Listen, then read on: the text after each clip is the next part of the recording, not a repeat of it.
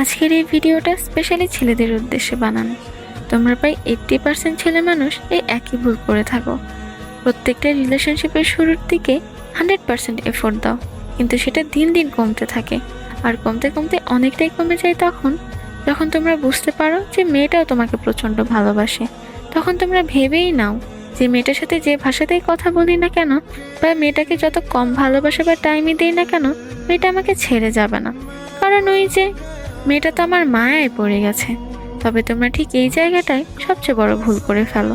তোমরা ভুলে যাও নারীরা বরাবরই যত্নের পাগল। যত্নের অভাবে তো একটি গাছও ঠিক মতো বড় হয় না, সেখানে আমরা তো নারী।